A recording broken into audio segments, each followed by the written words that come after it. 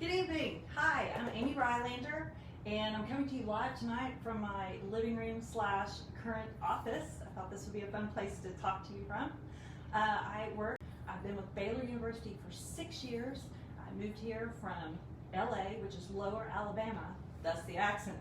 My role at the Career Center is I'm the Assistant Director of Engagement, which actually means I try to engage with students to make sure that you know what we have going on in our office. I engage with employers to make sure they know about the awesome students that we have that can go work for them. The other part that I do in the Career Center is I meet face-to-face with students, and primarily that's with liberal arts students. I was an English major, deep dark secret number 1 you're going to learn about me tonight. So, earlier today, we had 2 other Facebook Live events. Jared talked with you this morning a little bit about career searches, especially in this time, and how that's changed a little bit.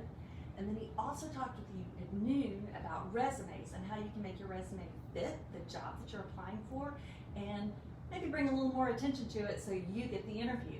If you missed those this morning, feel free to look at them on Baylor University's Facebook page. They're still there and still viewable.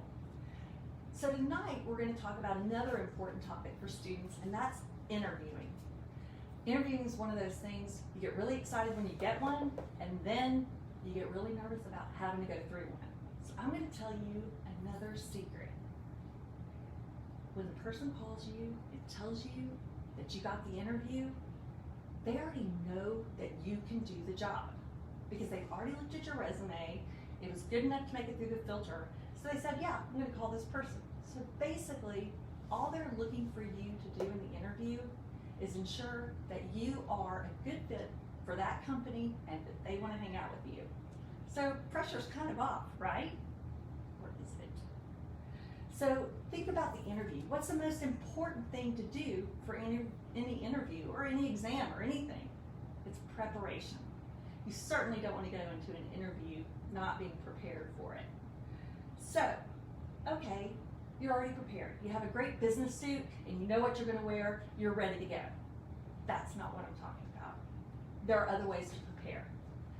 So in the Baylor University Career Center, the best way that we help students to prepare is to actually prepare for 3 specific questions. And we call those the 3 whys. Why do we want you to look at 3 different things? It's because if you can answer those, or if you have good answers for them, then you'll be able to answer any questions that the employers throw at you. And at the end of the interview, you know, when they ask you, do you have any questions for me? You can actually ask them very intelligent questions about the company, about the position, about the industry. So the 3 whys. Let's get into those a little bit. The first of the 3 whys is why the job. Why are you the best fit for the job? Have a good answer for that. Not just, hey, I know it pays $50 an hour. That's not the right answer. The answer that you want to give on that is why you really are the best fit for the job. For example, when I was interviewing for my job at Baylor University, they asked me, why do you want us to hire you? Why are you the best person for the job? And I said, well, for 10 years of my life, I was the head of recruiting and employee retention for a large retail company. My job consisted of matching up people for right positions in our company. I see it as the same thing. In this job at the Career Center, I help match companies and students together for the right job. So I work at Baylor. Clearly that was the right answer.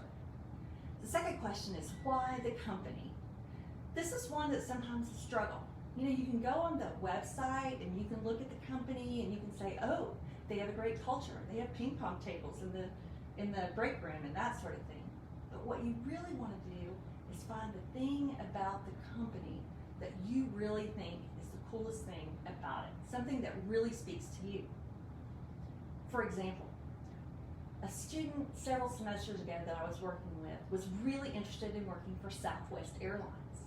And one of the things that he found most interesting about Southwest Airlines is that they didn't follow the typical airline rules like everybody else, and they weren't afraid to invent.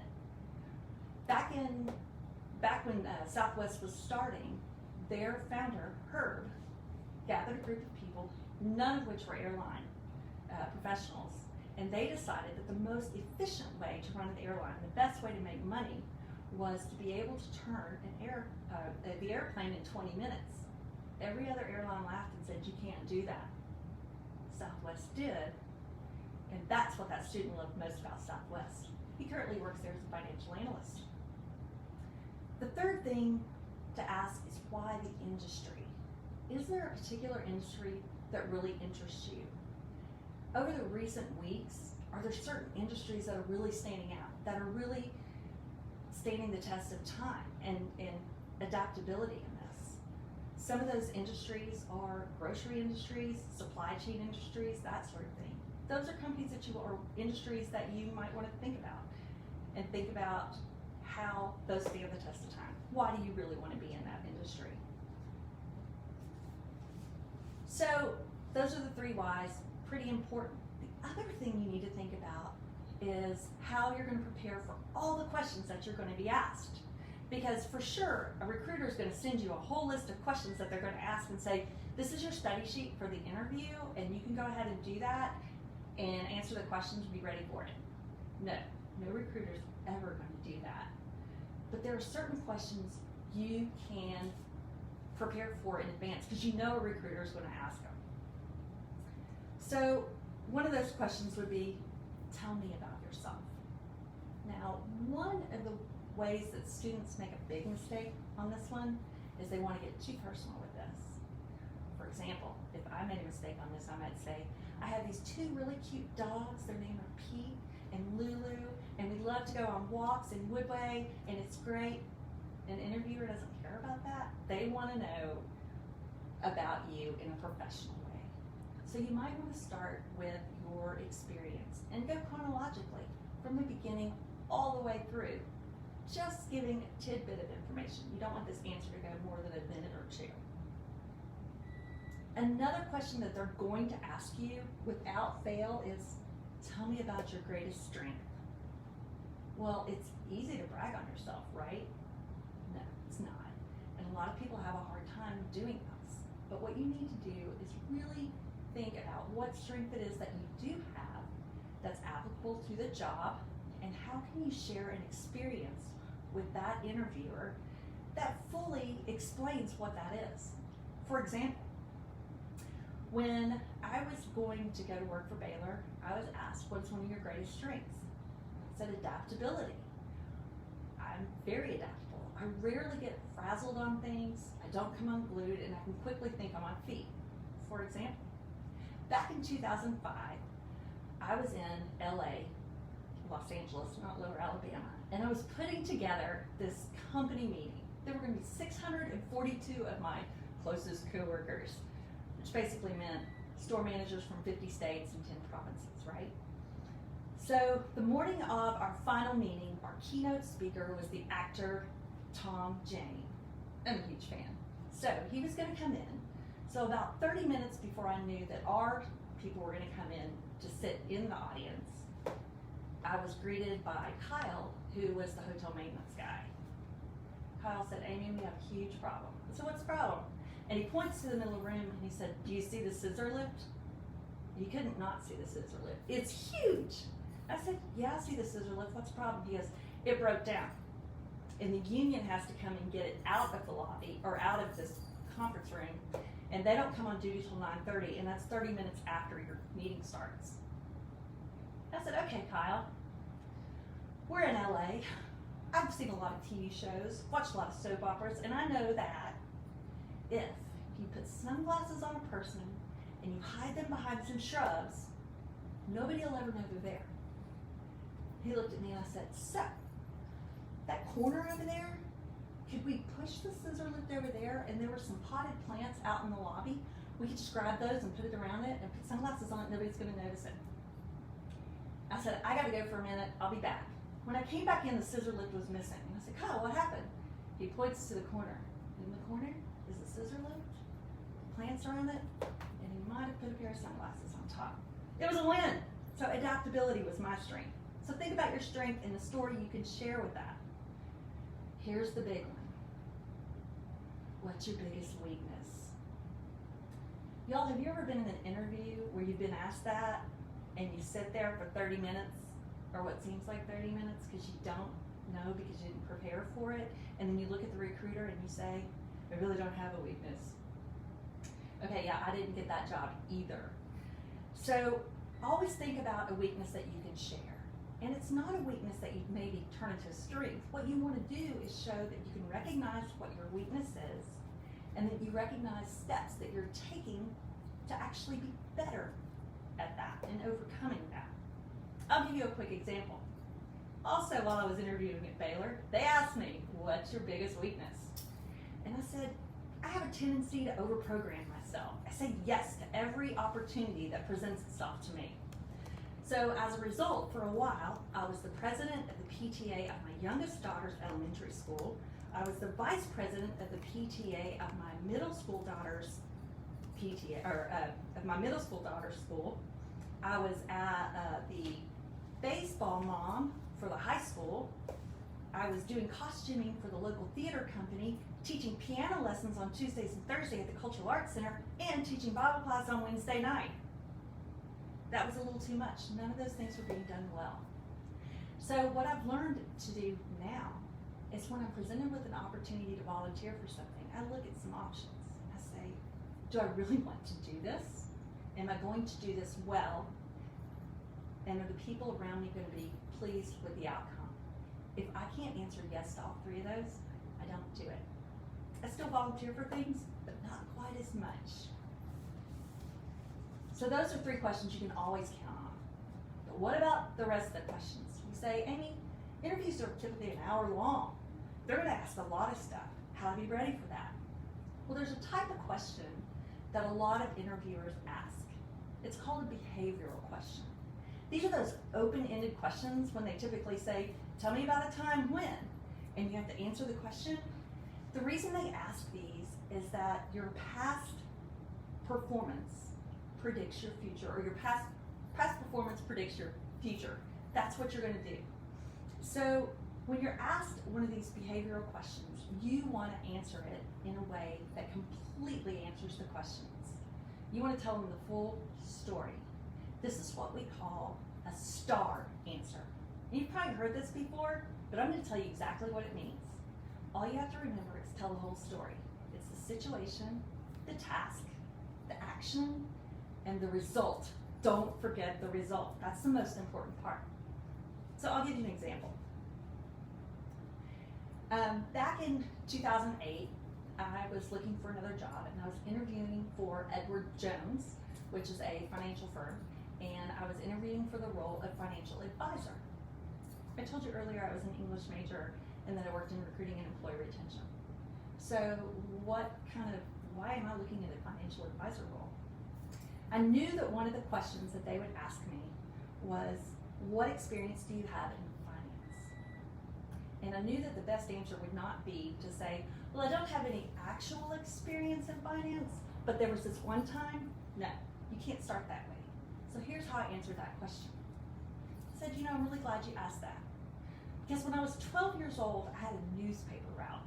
And every day after school, I went home, I got my newspapers, and I delivered 72 newspapers to customers in my neighborhood. And on Fridays, my dad would come home from work a little bit early so he could take me to the bank so I could pay my bill for the newspapers for the week. And every week, I went and I paid the bill.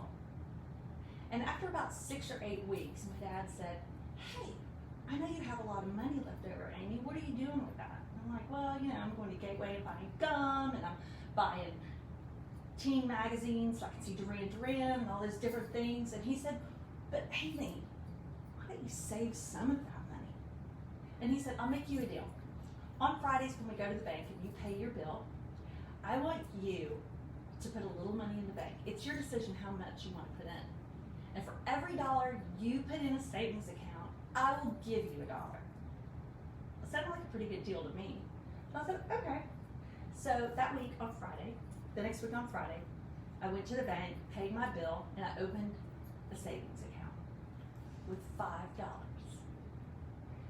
And my dad put in his $5. So it started with 10. So there it was, my first 10.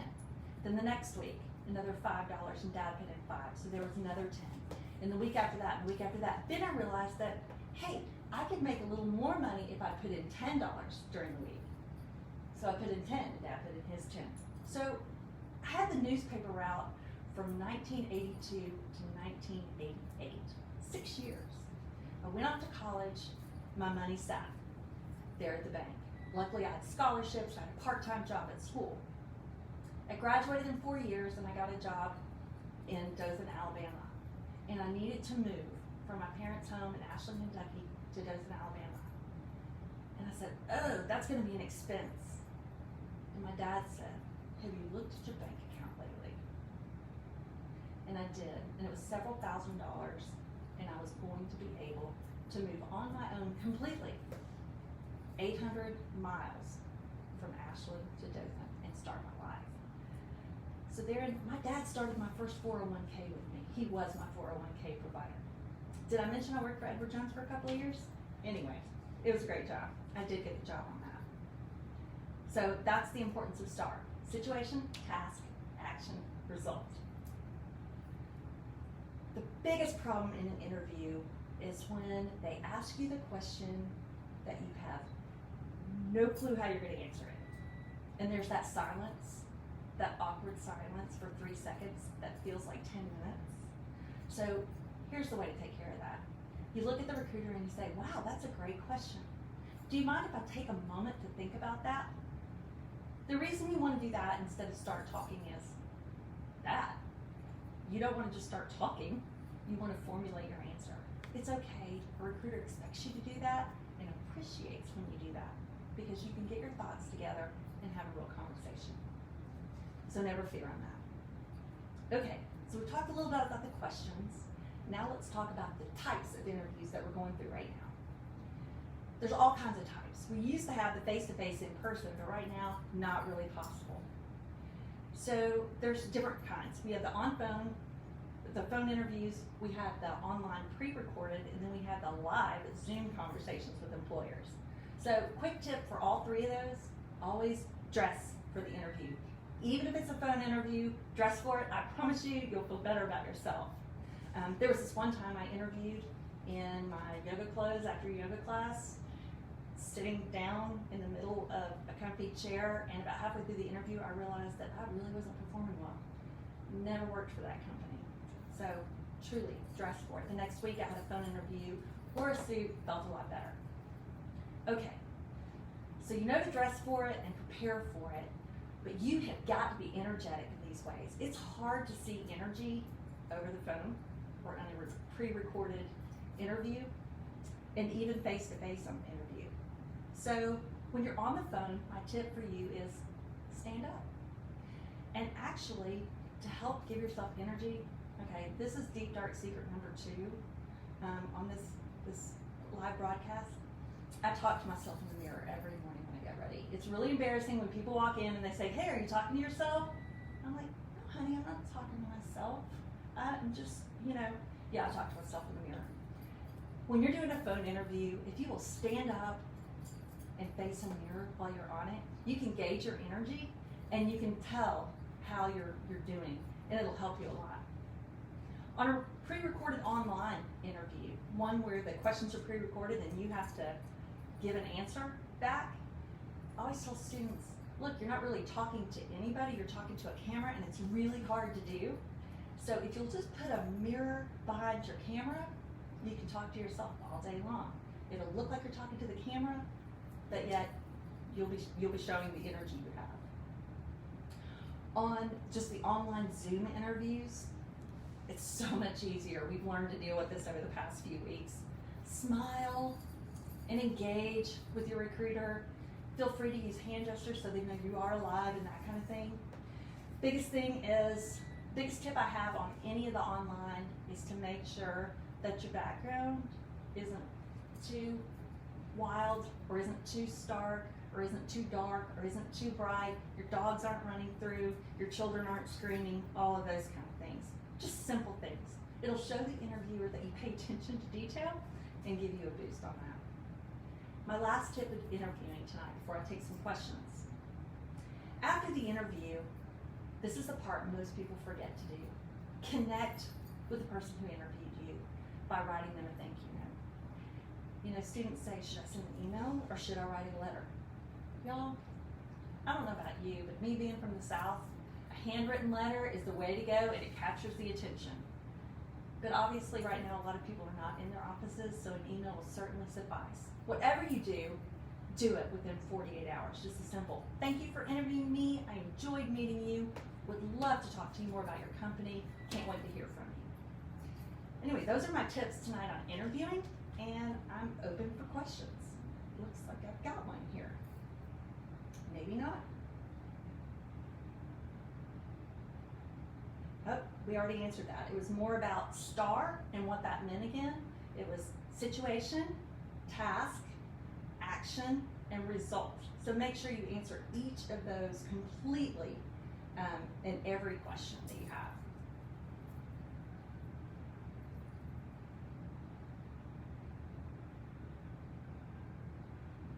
Not seeing any more questions come in.